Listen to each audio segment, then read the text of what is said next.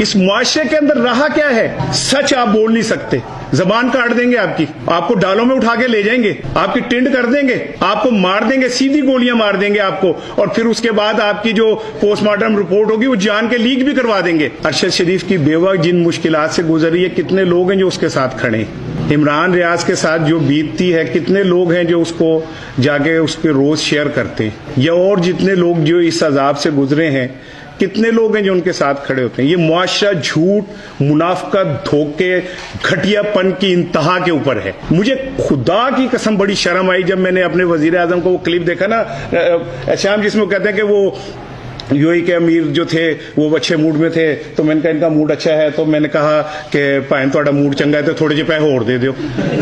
یار ہم ایٹمی قوت ہیں، دنیا کی 10 بڑی نیشن میں اگر ہم شمار ہوتے ہیں ہم، اور ہمارا عالم یہ کہ ہمارا وزیر اعظم موقع تلاش کر رہا ہے کہ میں تو کو پیسے ہور کی کٹوانے نے۔ یہ معاشرہ تباہ ہو چکا ہے۔ انصاف کی کرسی کے اوپر بیٹھا جج ہے، کیا وہ انصاف کو نہیں بیچ رہا؟ کیا ہمارے محافظ ڈی ایچ اے کی فائلیں لے کے نہیں پھر رہے؟ کیا ہمارے سیاستدان ریاست کو نہیں بیچ رہے؟ کیا ہمارا ٹیچر کلاسوں میں تعلیم کو نہیں بیچ رہا؟ تو آپ سے کیوں ایکسپیکٹ کریں کہ آپ امام حسین کے رستے پہ چلیں اور آپ کے گھر کے باہر کالا علم لگاؤ اور یہ کہا جائے کہ یہ شہید ہوئے تھے؟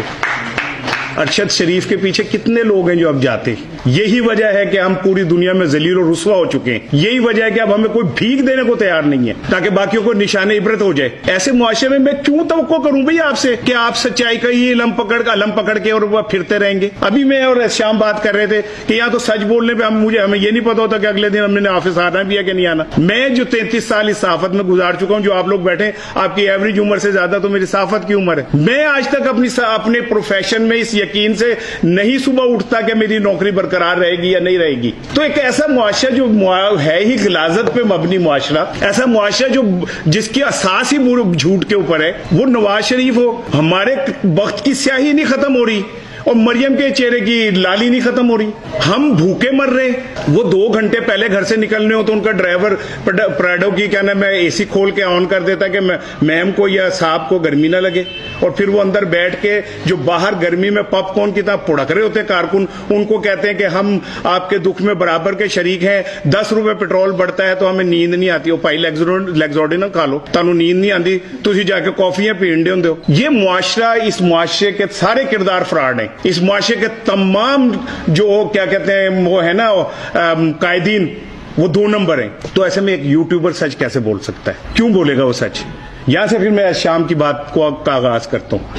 اللہ تعالیٰ قرآن پاک میں کہتا ہے کہ الہاکم التکاثر حتی زرتم المقابر کلا سوف تعلمون، کہ تم بہت زیادہ دولت اکٹھی کرنے کی خواہش کے اندر قبروں تک پہنچ جاتے ہو، پھر تمہیں پتہ چلتا ہے بلنڈر ہو گیا، اب تو واپسی بھی کوئی نہیں۔ کہتا 2 دفعہ ٹوائس وہ اللہ تعالیٰ آپ کو وارن کرتا ہے، میں تمہیں بتا رہا ہوں، کہتا پھر دسنا تانوں تسی غلط کرن دے ہو۔ اگر یہ زندگی ابدی ہے اور اگر اس زندگی کا کہیں حساب ہونا ہے تو سب سے زیادہ حساب علماء کے بعد صحافی کا ہوگا، کیونکہ صحافی کا ایک لفظ پہ کئی ہزار لوگ یقین کرتے ہیں۔ آپ کی پکڑ سب سے زیادہ ہے، ہماری پکڑ سب سے زیادہ ہے۔ تو اب یہ ہم نے طے کرنا ہے کہ کیا ہم ریٹنگ کے چکر میں اور ڈالرز کے لیے وہ سب کچھ کریں جس سے ہمیں پیسے تو مل جائیں لیکن ہماری عاقبت ختم ہو جائے۔ اگر یہ ابدی زندگی ہی سب کچھ ہے تو پھر ہمیں ریٹنگ کے لیے جھوٹ بھی بولنا چاہیے، ہمیں ریٹنگ کے لیے فراڈ بھی کرنے چاہیے۔ میں ایسے یوٹیوبرز کو جانتا ہوں جو جسم فروش لڑکیوں کو پیسے دے کے ان کا انٹرویو کرتے ہیں کہ آپ نے بھاگنا ہے، ہم آپ کے پیچھے بھاگیں گے، ہم آپ کو پکڑیں گے اور پکڑ کے آپ سے کہیں گے تو آپ یہ کہیں گے،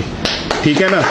میں ان یوٹیوبرز کو بھی جانتا ہوں، میں تو اس نسل سے تعلق رکھتا ہوں۔ میرا ابا مینوں کہندا سی، میں کو گل کرنا تھا پوت تینوں کچھ نہیں پتا، وہ ہن میں گل کرنا میرا بیٹا کہندا ابا جی تانوں کچھ نہیں پتا، تے مجھے ایسے لگتا کہ سارا پتہ ہی تانوں ہے، ٹھیک ہے، سانوں کھ دا بھی نہیں پتا۔